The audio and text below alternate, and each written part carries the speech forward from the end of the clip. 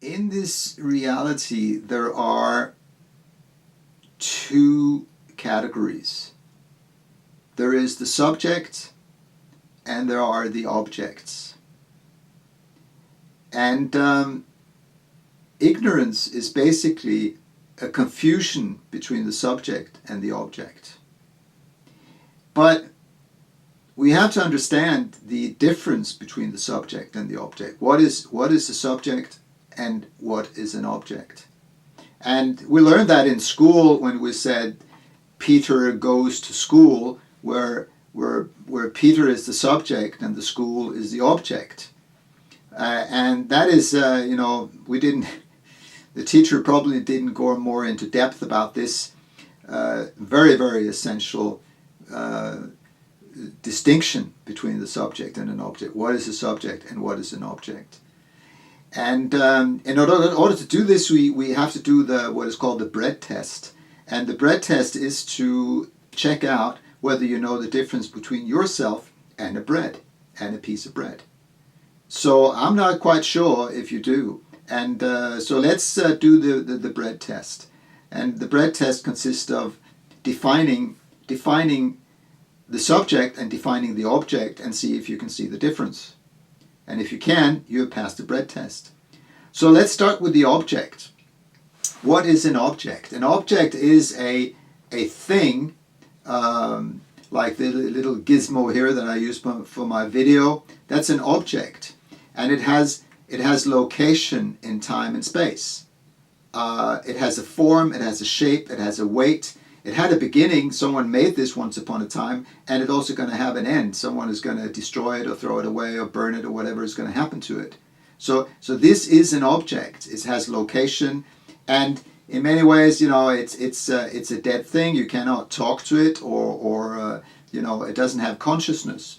But it doesn't know anything about it. You cannot hold it responsible. If it doesn't work, I cannot start screaming to it. I cannot hold it responsible. And so a bread has the same qualities. It has location, it has a beginning, someone made it. And what you can do with a bread is that you can cut it in two and you will have two half breads. And you can even cut it in slices and it will still maintain its essence as bread. And you can own the bread and you can do with the bread what you want as long as you own it, or maybe you made it yourself, and so on. And if it tastes bad, you cannot blame the bread, but you will have to have a talk with the baker and hear what he has to say about to his defense.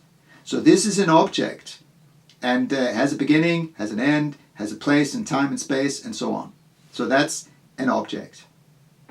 And when it comes to a human being, what is a human? The body. Am I the body? I can experience my body. And so I would say I'm not my body, I'm not my thoughts. I can experience my thoughts. I am the awareness. But it's obvious when you come to a human being, say, well, can you cut a human being in half and then you will get two humans? No, you won't. You will still be a complete human being, even though if you lose your arms and your legs, and there's only your head left, and someone looking out through your eyes, you will still be a fully human being. So it's not the physical body that makes us into a human, and it's not our thoughts. It's not our thoughts that makes us into a human, or our feelings, but it's our presence, our consciousness, our awareness, and that's our subjective quality. And that makes us into a subject, that we are responsible for our actions, and there is someone there. When you look into someone's eyes, you see there is a living consciousness, there is a living presence, there is existence. And those are kind of very intangible because they're not objects. Existence is not an object. The subject is completely different from the object. And then the question comes, well, where is the subject? Can you find the subject anywhere in the brain? There is no place. You cannot detect that there is a chemical substance or that you cannot reduce the subject into an object. That's, logically impossible. And so the thing is that the subject, my existence, my awareness, does not have a beginning. It does not have a location in time and space. So so that's good news when it comes to death, right? Okay, well, the body is going to die, that's for sure, because the body exists in time and space. The body is an object. But I, as consciousness, I am a subject. I am awareness. So what about the thoughts? Are the thoughts subject or an object? Well, the thoughts is electromagnetic waves, in the same sense as a computer. What is happening on a computer is objects. It's electricity. It's physical. It's objects. What about emotions? Is a subject or object? No, it's objects. And this solves the whole riddle of the body-mind connection, or the hard body-mind problem, because there is only two categories, and I am everything apart from me are objects. And so this is the allergy of the swimming pool and the waves, in the sense that I am the water in the swimming pool and everything else are the waves. Waves are coming and going, but the water is permanent, or like the ocean. The ocean, I am the ocean is the subject, and the ocean is the cause of the waves, not the other way around. It's not the waves that is causing the ocean. So the ocean is independent of the waves, but the waves are not independent of the ocean. It is dependent on the ocean.